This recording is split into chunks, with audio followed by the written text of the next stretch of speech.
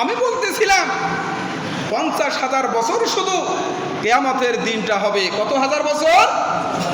বিচারের দিনটা।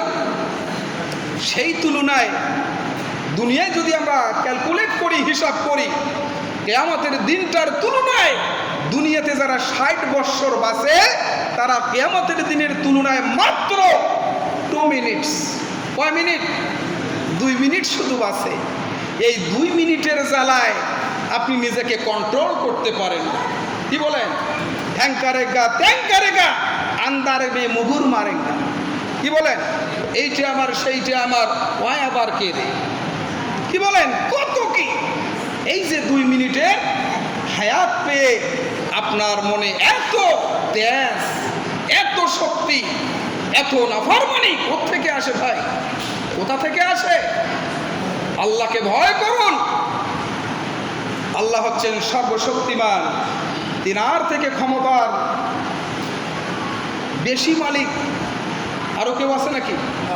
তার থেকে ক্ষমতা আরো কারো আছে নাকি? সমস্ত ক্ষমতার একচ্ছত্র মালিক আল্লাহ পাক রব্বুল আলামিন, শুধুই তার। এজন্য আল্লাহকে চিনার জন্য অনেকগুলি নিদর্শন রব্বুল আলামিন এই দুনিয়াতে দিয়েছেন কিনা বলেন? আল্লাহকে চেনার জন্য অনেক নিদর্শন দিয়েছেন। আজকে এই যে সূর্য আমরা দেখতে পাই, সূর্য দেখতে পাচ্ছি না? গোটা পৃথিবীতে আলো দিচ্ছে, তাপ দিচ্ছে। সূর্য যদি তাপ দেয়া 3 দিন বন্ধ করে, যতই গরমের দিন হোক না কেন, আপনি কাঁপতে কাঁপতে বিছানায় পড়ে যাবেন। রক্ত জমাট বেঁধে হাসপাতালে না যেতেই আপনি মারা যাবেন। এরকম হয় কিনা বলেন? বৃদ্ধ মানুষগুলা কনকনে শীতের দিন অতি ঠান্ডায় মরে কিনা? মরে না। হিট স্ট্রোক আছে, আবার কি কোল্ড স্ট্রোকও আছে না? ঠান্ডায়ও যেমন স্ট্রোক হয়, গরমেও তেমন স্ট্রোক হয়। এই জন্য সূর্য, এগুলো আল্লাহ পাকের নিদর্শন। বিজ্ঞানীরা বলেছেন সূর্য যেখানে আছে সেখান থেকে কয়েক ডিগ্রি যদি ওপরে চলে যায়, গোটা পৃথিবী ফ্রিজ হয়ে যাবে, বরফ হয়ে যাবে, মানুষ বসবাসের জন্য অনুপযোগী হয়ে যাবে, গোটা সৃষ্টি জগৎ ধ্বংস হয়ে যাবে।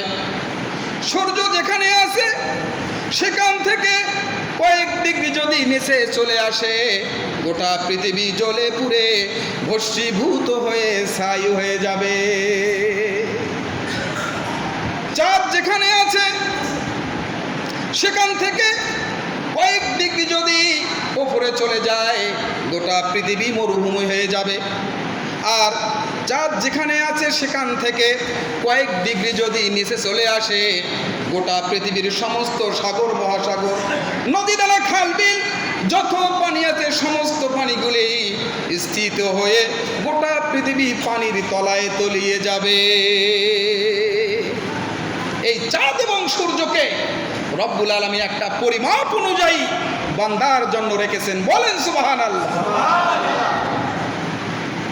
আপনারা শুধু বিজ্ঞানের সৃষ্টি দেখে আশ্চর্য হয়ে যান যে বিজ্ঞান এত কিছু করে। আমি তো বলি বিজ্ঞান যা কিছু করে এর সমস্ত এভিডেন্সগুলি, মৌলিক যে পদার্থগুলি আছে, উপাদানগুলি আছে, এগুলো আল্লাহ পাক রব্বুল আলামিনের তৈরি খনিজ সম্পদ। কি বলেন? এই যে আমি মাইক্রোফোনে কথা বলছি, এর মাঝে তামা আছে, দস্তা আছে, লোহা আছে, অ্যালুমিনিয়াম আছে, আছে কিনা বলেন? এগুলো কি কোনো বিজ্ঞানী বানিয়েছে? গোটা পৃথিবীর সমস্ত বিজ্ঞানীগুলি একত্রিত হয়ে যদি চেষ্টা করে একটা চাউল বানাইতে পারবে? একটা মুরগির ডিম বানাইতে পারবে? বলেন। এই জন্য মৌলিক উপাদানগুলি সব কিছু আল্লাহ পাক রব্বুল আলামিন দিয়েছেন। বিজ্ঞান শুধু এগুলো একত্রিত করে একটা রূপ দিয়েছে। কি বলেন? না অন্য কিছু? বিজ্ঞান সমস্ত কিছুকে একত্রিত করে একটা রূপ দিয়েছেন যে এইটা মাইক্রোফোন, এইটা এই, ওইটা ওই। আল্লাহ পাক বলেন তোমরা আকাশে ওড়ো, এজন্য কি তোমরা গর্ব করো? তোমরা চেয়ে দেখো, তোমরা আকাশে উড়ার অনেক আগে পাখিরা আকাশে উড়েছে। কে আকাশে উড়ে? পাখিরা আকাশে উড়ে। এই পাখিদের স্রষ্টাকে আল্লাহ।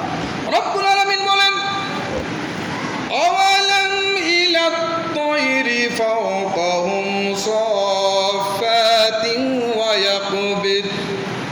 রব্বুল আলামিন বলেন, তোমরা কি পাখিগুলোর দিকে তাকাও না? এই পাখিগুলো আকাশে উড়ে বেড়ায়, শূন্যের ওপরে, আকাশের উপরে এই পাখিগুলো ভেসে বেড়ায়, উড়ে বেড়ায়। কখনো পাখা মেলে মেলে উড়ে বেড়ায়, আবার কখনো এই পাখিগুলো তাদের পাখাগুলি বডির সঙ্গে লাগিয়ে দিয়ে শাঁ শাঁ করে উড়িয়ে যায়।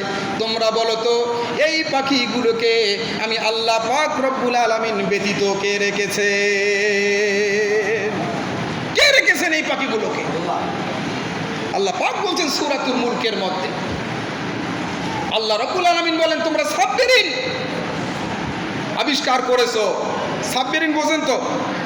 এই সাবমেরিন জানেন অনেকে? আমার মনে হয় অনেকেই জানে না।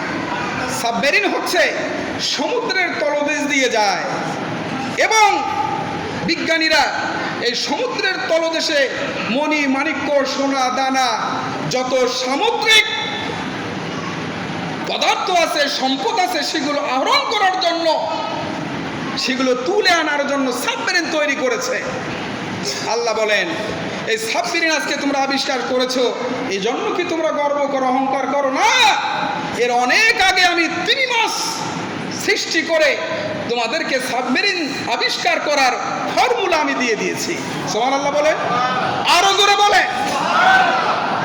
সাবমেরিন যখন পানির নিচে যায়, উপরে একটা ডালা আছে। কি আছে?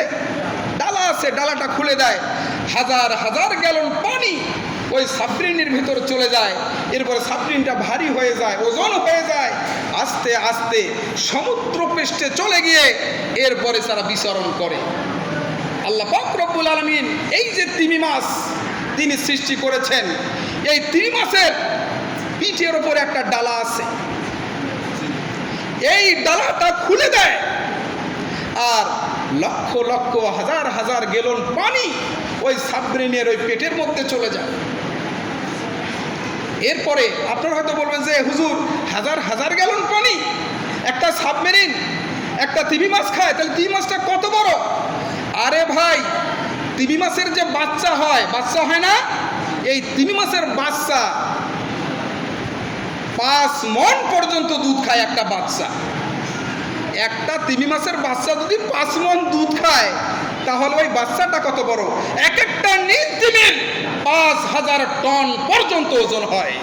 অথচ 27.5 মণে 1 টন, এটারে 1000 মণ, 5000 টন পর্যন্ত এক একটা তিমি মাছের ওজন হয়। 5000 টন যদি ওজন হয়, তাহলে এই মাছটা খায় কি খাওয়া? জোরে বলেন, এই খাওয়া কে দেয়?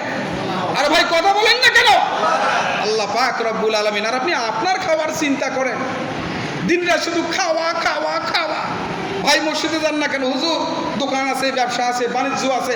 আপনি যা কিছু করেন এই পৃথিবীতে ওই খাওয়ার জন্যই তো, না আর কিছু। একটা মানুষের জীবনে কি আছে? রাতের বেলা ঘুম, সকালে উঠি খাওয়া, দুপুরে খাওয়া, রাতে খাওয়া, আবার ঘুম। আর কিছু আছে? আর কিছু আছে জীবনে? এইটার জন্য আপনি এত ব্যস্ত। বলতেছিলাম, এই তিমি মাছ হাজার হাজার গ্যালন পানি তার পেটে ধারণ করে, এরপরে ভারী হয়ে যায়, আস্তে করে সমুদ্রের তলদেশে সে চলে যায়। আবার যখন সে ভাসার জন্য ইচ্ছে পোষণ করে, ওই ডালাটা খুলে দেয়। আল্লাহ পাক তাকে এমন শক্তি দিয়েছেন, সামর্থ্য দিয়েছেন, এমন একটা পাম্প করেন, সেই তার পেটে থাকা পানিগুলো ঝরঝর করে উপরে পাম্প করে সেই পানিগুলো সে উদ্গীরণ করে দেয়, বের করে দেয়। সমুদ্র তীরবর্তী যেগুলি মানুষ বসবাস করে, সমুদ্র, তারা যখন সমুদ্রের তাকায়, তিমি মাছ যখন ভাসে, তখন তারা বুঝতে পারে এবারে তিমি মাছ ভাসতেছে, তার ওই পানির ফোঁড়া বের করা দেখে। সুবহানাল্লাহ বলে, আরো জোরে বলে সুবহানাল্লাহ। আল্লাহ পাক কি তৈরি করে নাই? সমস্ত কিছুর স্রষ্টাকে। জোরে বলে, আল্লাহ পাক রব্বুল আলামিন সমস্ত কিছু তিনি সৃষ্টি করেছেন। রব্বুল আলামিন বলেন, আফালা ইয়ানজুরুনা ইলাল ইবিলি কাইফা খুলিকাত। রব্বুল আলামিন বলেন, ও দুনিয়াবাসী, তোমরা কেন আমাকে মানবা না? আমাকে না মানার কারণ কি? কোন জিনিস তোমাকে গাফেল করে রাখলো? আমাকে চেনার জন্য, আমাকে জানার জন্য আমি অনেক নিদর্শন দিয়েছি, সেগুলোর দিকে তোমরা কি লক্ষ্য করো না? রব্বুল আলামিন বলেন, আফালা ইয়ানজুরুনা ইলাল ইবিলি কাইফা খুলিকাত ওয়া ইলাস সামাই কাইফা রুফিআত। তোমরা কি লক্ষ্য করো না? তোমরা যেটাকে মরুভূমির জাহাজ বলো, মরুভূমিতে তোমরা হাঁটতেই পারো না, ক্লান্ত হয়ে যাও, শুধু বালু আর বালু, ইট কঙ্কর, প্রচণ্ড উত্তপে তোমরা হাঁটতে পারো না। আমি তোমাদের জন্য চলাচলের সুবিধার জন্য তোমরা যাতে এক দেশ থেকে আর এক দেশ যেতে পারো, এজন্য আমি রব্বুল আলামিন তোমাদের জন্য উটকে কেমন করে বানালাম, তোমরা কি তা দেখো না? উটকে কেমন করে বানালাম? আফালা ইয়ানজুরুনা ইলাল ইবিলি কাইফা খুলিকাত। আমি উটকে কেমন করে বানিয়েছি, তোমরা কি তা দেখো না? একজন বিজ্ঞানী, প্রাণী বিদ্যার যিনি ভালো জানেন, একজন বিজ্ঞানী একটা উটকে জবাই করলেন, যে আল্লাহ পাক এত জিনিস ছুঁয়ে উটের কথা কেন বলেছেন? তিনি উট একটা জবাই করে তন্ন তন্ন করে খুঁজলেন, খুঁজে দেখলেন যে আল্লাহ পাক তো ঠিকই বলেছেন, যে কেন আমরা মানুষ এবং যত প্রাণী আছে, আমরা যতগুলি পানি পান করি, পেশাব করে সবটা বের করে দেই, আবার নতুন করে পানি পান করতে হয় আমাদের, কি বলেন? কিন্তু একমাত্র উট, আপনারা শুনতে পাচ্ছেন? মনোযোগ আছে তো? একমাত্র উট যতটা পানি পান করে তার 1/3, 3 ভাগের 1 অংশ সে রিজার্ভ করে রেখে দেয়। আমরা মানুষ যতটুকু অক্সিজেন গ্রহণ করি, কার্বন ডাই অক্সাইড করে সঙ্গে সঙ্গে সেটা বের করে দেই, কিন্তু উট যতটুকু অক্সিজেন গ্রহণ করে তার 3 ভাগের 1 ভাগ সে রিজার্ভ করে রেখে দেয়। রব্বুল আলামিন তার ভিতরে পানি এবং অক্সিজেন রিজার্ভ করার জন্য আলাদা রিজার্ভার রেখে দিয়েছেন, বলেন সুবহানাল্লাহ। এটা কেন? মরুভূমির ভিতরে সাইমুম হয়, লু হাওয়া হয়, ঘূর্ণিঝড় হয়, বালুর ঘূর্ণিঝড় হয়। মরুভূমিতে যখন বালুর ঘূর্ণিঝড় হয়, সাইমুম তখন দেখা দেয়। সমস্ত মানুষ বলে যার যার প্রাসাদে গিয়ে, ঘরে গিয়ে আশ্রয় গ্রহণ করে, কিন্তু লক্ষ লক্ষ উট এই মরুভূমির মধ্যে বিচরণ করে, এর তো কোনো বাড়ি নাই, ঘর নাই, কোথায় গিয়ে আশ্রয় গ্রহণ করবে? রব্বুল আলামিন বলেন, আমি যখন সাইক্লোন দেব, ঘূর্ণিঝড় দেব, এই উটগুলি আগে থেকেই জানতে পারে, আমি উটগুলিকে বোঝার সক্ষমতা দিয়েছি। সাইক্লোন আসার আগেই তার সামনের পাগুলো দিয়ে একটা বিশাল বড় গর্ত করে ওই মাথাটা ওই গর্তের মধ্য দিয়ে বালুগুলি চাপা দিয়ে রাখে। 1 সপ্তাহ যদি বালুর ঝড় হয়, ঘূর্ণিঝড় হয়, ওই উটটি বাতাসের জন্য মরবে না, পানির জন্য মরে যাবে না। আল্লাহ পাক রব্বুল আলামিন তার ভেতরে পানি এবং বাতাসের ফ্যাক্টরি রেখে দিয়েছে। এরপরেও সুবহানাল্লাহ আপনাদের মুখ দিয়ে আসে না।